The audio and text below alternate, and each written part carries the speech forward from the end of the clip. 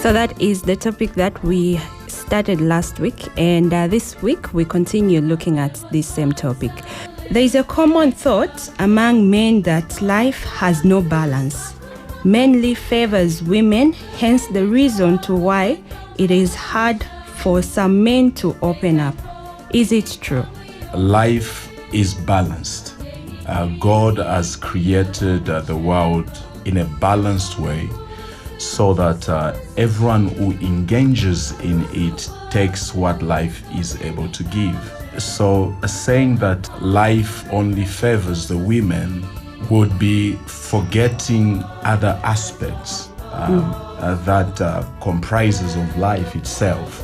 Let me say this, that society, we human beings have a larger role to play in how we make life to be and how life tends to appear, and how we treat each other is what mostly we pick from what life is. Or let me say it this way, we define life by what has been passed on from one generation to another generation. So on the other side, you may actually qualify it to say that yes, life seems to favor women because everyone is talking about women. There's women activism. So NGOs and everyone is advocating for women participation, women empowerment. So now what is happening is a young boy who is born today, being raised up in such an environment, is going to find an environment that seemingly is hostile to him. So he's going to define life in that way, that there is no balance. So hence it comes back to us, the society. What are we doing that seems right, but then it is only breeding another issue for another time, or we are covering up something that we're supposed to be attending. So our society needs to come to that place where we strike a balance, we engage in a balanced way, both the boy child and the girl child, so that we do not create competitors in society. Remember when God created man and woman, he said they are comparable to each other. They were both blessed. So no one was left out actually. However, everyone has been given a role to play. So if we stick to our role, we'll create a balance, and there won't be any issue of life being fair to this one and unfair to the other one. Mr. Daniel Tembo. When he was concluding, the thing is that we don't need to create competition between men, but also society's perspective that man is a leader, of course. A man is a leader in homes, in the society, so there is that also expectation that is pressed on a man, which of course overshadows or make it difficult for a man also to maybe express. When we say Mwamuna, salira, we are trying to talk about, are they able to express themselves emotionally and psychologically? Because in relation to what is happening in our community in terms of substance abuse and the topics that we've had previously, found that others are finding shelter in those vices as a way of expressing what's going on with them. So are we giving enough audience to a man to maybe express his own emotions? Imagine, I always give this an example when talking about this topic, is that when you see a man crying, what comes first in your mind? Maybe as a woman, maybe just as a society, weakness. A man cannot cry, even just, and this is something that is put in us even when the time that we are growing up. Remember, I think Pastor Gray, when you eat, maybe you drop, or maybe you maybe something has happened, you fall down, you start crying. What will your mother say? Of course, and your Mwamuna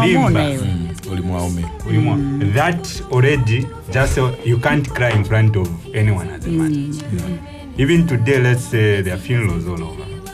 And this is something that even me, I can relate to when I sat down, that if you receive a funeral today, you are married, a couple.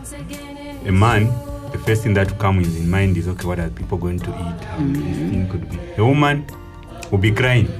All the way you are driving to Kapikasam or wherever you're going, the woman will be just crying. For you as a man, what is in your mind? You're thinking of, okay, what is this? How are we going to bury? Where are we going to get the funeral? You are making cause and this and this. There is no time even for you to And pray. you have to comfort the wife as well. Imagine, you have to comfort the wife also. So, meaning you have no time to express your emotions. Yes. And psychologically, we survive. I think I've stressed this point before on this platform. As human beings, our survival depends on how we resolve issues. Every day we encounter conflicts, be it emotional, psychological, physical, and whatnot. So how we manage to resolve these conflicts is what makes us who we are. If there is a crisis and you fail to resolve it, that will disturb you. No matter how you suppress it, there are times that we suppress emotions. In one way or another, it will come out, maybe in a certain behavior. Yes. You ever say, from now I just find someone is drinking, from now I just find someone is... They have an outburst. Yes, an outburst, emotional and whatnot. It's because of these events that have been suppressed, emotions that have been suppressed, psychological traumas that have been suppressed. And in men, mostly, that is very common because somehow society tells us that as a man you need to be very strong. And that's the perception that we have there. So I think we need to create a space that a man, I'm glad we have a pastor today, and he knows what I'm talking about. There are people that come and talk about these issues in those counseling, spiritual counseling and whatnot. And this is the only time they have that. And I think as churches also, we need to do more to have men at heart, like try to create that space where men can come and talk about even their marital issues and express their emotions. So for me, I still believe to say men still cry, but obviously there is a different way of how they cry. So a quick one, how do men cry? You cry through taking alcohol, obviously. Okay. It's one way. Okay, like a common thing. They'll go take the common thing is they'll take alcohol, they'll take drugs, they'll engage in multiple sexual partners. Then after that, there are those few that will take it to the gym, fight it out. There are those that will take walks to the mountains. Then there are those that will sit down with their feelings. And there are those that really, really do cry. They are not sissies. It's not a weakness.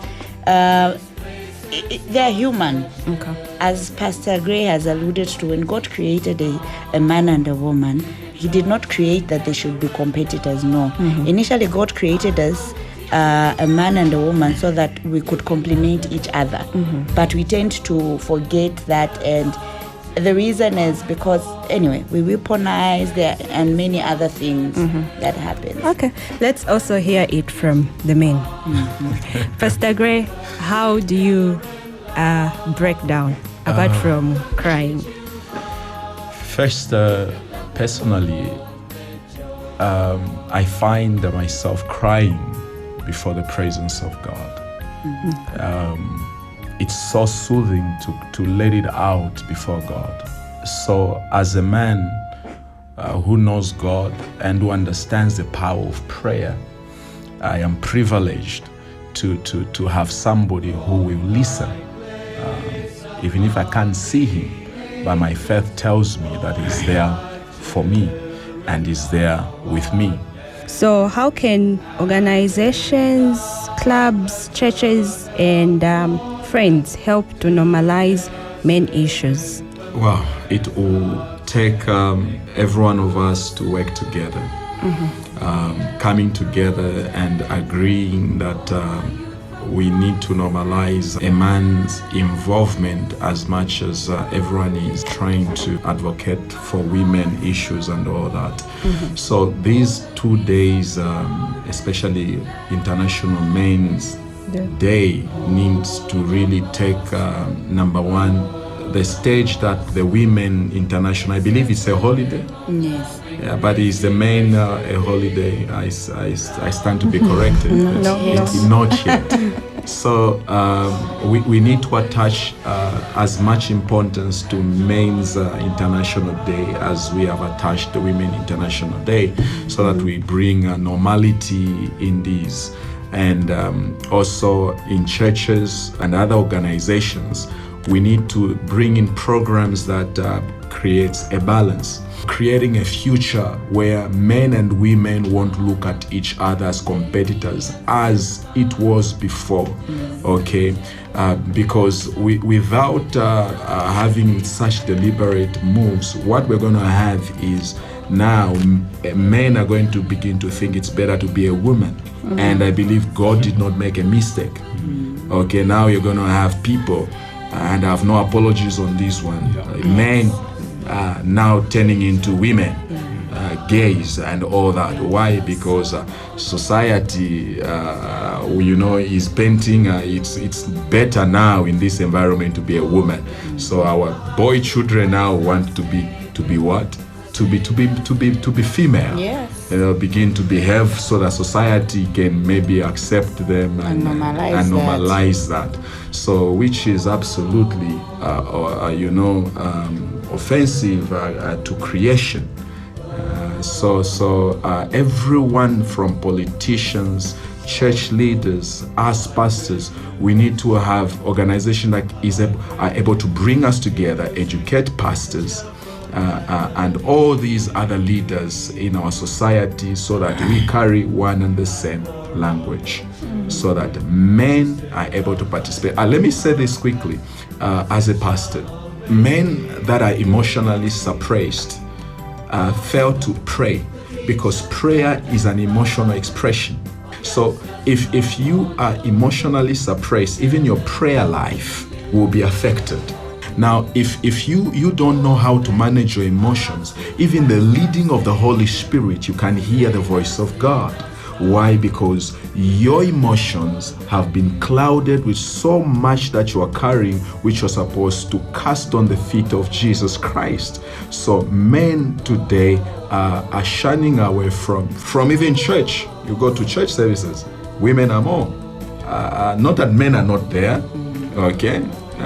But even when you see in the church people that are worshiping more, it's the women, okay, that will express themselves to God than men. So let us bring this normalization and have men live the lives according to what God painted it, and not what society has painted it.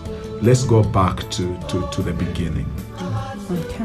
Well, I think I agree with Pastor Gray. I think we need to do more as a society, starting from political will to church-based to civil society-based and whatnot, to do more programs that talks about men's mental well-being. When we talk about mental well-being, we're talking about all the aspects, which is the psychological, the physical, as well as the emotional aspect of them. When you have a society that has men that are emotionally stable, because we have a lot of men that are not emotionally stable right now. That's why we are seeing a lot of these vices, bad vices that we are seeing. We have been talking about junkism. Look at the number of people that are junkies. They are men. So what has caused that? We talk about divorces in marriages. Most of them, you find that it's a result of maybe men infidelity, men this and that and that. So when you dig deeper, I find that it also borders on their emotional well-being or their psychological well-being. So we do not have more of, I think, programs that are aiming at trying to fight or trying to help men being understood, or them first understanding themselves and being leaders, of course. Imagine being leaders, of course, a man is portrayed to be a leader. Now you have a leader who's not emotional stable, a leader that is not psychologically stable. In this case, you have a pastor that is not emotionally stable. You have a pastor that is not psychologically stable. You have a psychologist like me who's not emotionally stable and psychologically stable. And all these things, then what society are we creating? What kind of society are we creating? And then we are expecting these people to be leaders. So you find that certain even development to come, or maybe just a lot of things that way we can do well as a society. cannot be if a leader is not stable emotionally, is not psychologically stable. And what we're saying is that not them just shedding tears. The cry that we're saying, it's not a little crying, so they have to cry. A platform where they can come and talk about what's going on with them, where they are not being misjudged or misunderstood or mocked, like we have said, but they are given that space where they can, a shoulder that they can lean on and express and be understood, and also guide them. It's okay. Yes, it's okay to feel this way, but you need to handle the situation this way. Than them, and even among us men, of course, it's very rare that we talk about our personal issues with our friends. I think we also need to normalize that. I think we need a safe space for men. Let it start from home. As a father, don't just go to dates with your daughters. Teach a man how to be a gentleman and teach him how to filter out emotions. Let it start from family, because all these bullies that we are seeing, all these junkies, all these unavailable emotionally men come from families. Can we start from there? And it's not a sign of weakness. At the end of the day, may we please create safe spaces for men to be proper men, so that we could have a better generation. Everything begins with God. Is the beginning. So let's not create a society that moves away from God's pattern for mankind. So let me conclude by then saying, if God be involved, we will be directed well. He will order our steps into doing the right way. So the quality of life is dependent on the emotional management of our lives. So because if we do not learn or have programs that teach and we have parents that don't know how to help their children develop emotionally, they are going to end up making wrong decisions in life, and decisions that are going to bring so much pain or that might last a lifetime. So it is important to understand the quality of life is largely dependent on the quality of emotional management. Thank you. I think it's okay for a man to cry. There's nothing wrong with that. It's not a sign of weakness, and let's normalize seeing men express their emotions, either negative or positive emotions. Thank you. Thank you so much for coming through and for your words of wisdom. So this is where we need to end our Don Bosco show. My name's Victoria Chilufia. So you can also, in case you've just joined us and you've not managed to listen in, you can still follow us on YouTube. That's Don Bosco Network. You are Don Bosco, patron of youngsters, the father and friend of youth, the father and teacher of all.